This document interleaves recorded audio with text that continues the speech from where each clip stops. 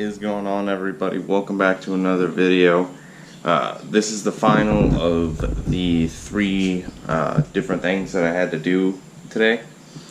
And today we are going to be installing the 6.5 kicker speakers that, oh, my apologies, misspelled, 6 3/4 kicker speakers that I ordered to replace the door speakers on the Vibe. So this one and my driver rear are good, but that one's currently unplugged and that one started blowing the other day. Every time you hit a bump and it would kind of, you could hear static feedback through it, so that means the speaker's no longer good. Unfortunately, the way that these were installed, Pontiac, Toyota, or whoever, they actually riveted them in, so we have to drill out the rivets. I'm sure these came with new tap screws, and that's how we're going to mount them. We're not going to do anything besides wire them up. And yeah, so let's get to removing the door panel.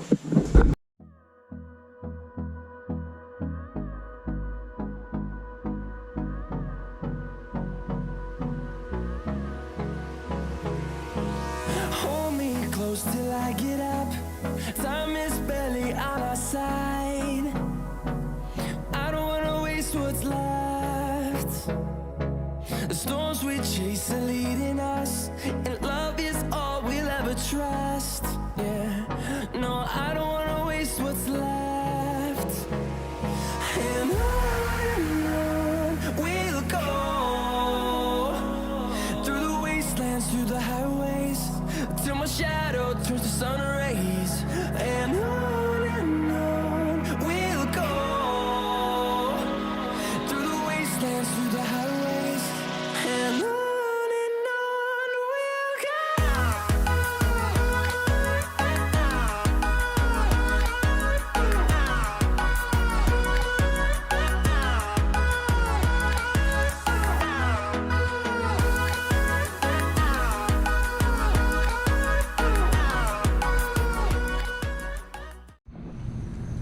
Alright guys, so I got all the speakers installed.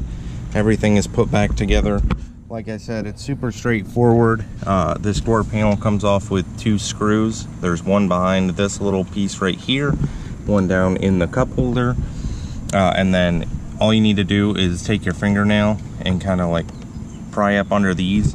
Pry from the front first, because there's a L-shaped retainment clip down here. So you don't want to break that. That's actually why I have all these new panels and stuff, because that driver door one was busted. But yeah, so just pry up here and then you'll pull it out, unplug it, take it off, and then it's just a bunch of panel clips around the edge. I like to start at the bottom and just pull out like that and then work my way around. And then once everything is loose, pop the tweeter door cover off if you have it. I think there's still a trim piece here in non-tweeter equipped cars. So you take that off and then this just lifts up and out. But yeah, super straightforward to take the door apart. The door panel speaker replacement was super easy. You drill out the rivets. I believe it was like a 7/32 drill bit or so. All you got to do is just line it up with the center of the rivet to test to see if that's the size you need.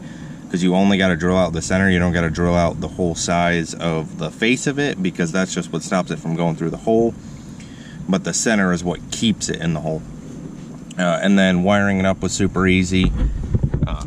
I'll drop a link down to it below if I have it, but basically all you need to know is what positive and negative wires are at the radio. And you just use those to install the new ones, because it gives you right rear, or front right, rear left, front left, and things like that for the positive and negative. So it's super easy to put those together and get them wired up correctly. But I will give you guys a quick sound test. Just a heads up, I did discover that this speaker in the factory loom somewhere along the line is near a power wire, so there is feedback. However, I do think it could be my radio, because I had it cheap doubled in when I first got this car that I put in, and it didn't have this feedback. But I feel like this newer, cheap Android radio that's been in here a while, that might be why it has feedback. But I have been trying trying to find what power wires it's near and move it away from that. So that's something I'll just have to figure out, and then maybe even put like a resistor or something just to cut out that frequency line. But get a song pulled up real quick and give you guys a sound test. I can feel the power, I can feel the power. Yeah, money that is time and hour. So, yeah, I better activate the power. I'ma activate it, gotta make it, gotta chase it. I don't care what you saying, I'ma do it now. And I'm really safe, and I ain't giving up and I ain't giving in. Do it now for the dividends. I'll be on the path, I just gotta get it, cause I got my mind on a bigger face. So man, I ain't gonna give in now. I just gotta live this now. I ain't gonna be when I'ma do this step real quick. I'ma go take it to town, cause I ain't gonna be that dreaming and dreaming. I'm not getting. So there you guys have it. That definitely wasn't like max volume or anything, just because I was trying to not disturb the neighborhood.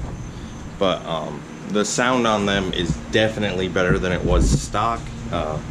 Higher frequencies are better and things like that. Plus, that was the stock speaker, so you know they're 14 years old at this point. Jeez, it's crazy.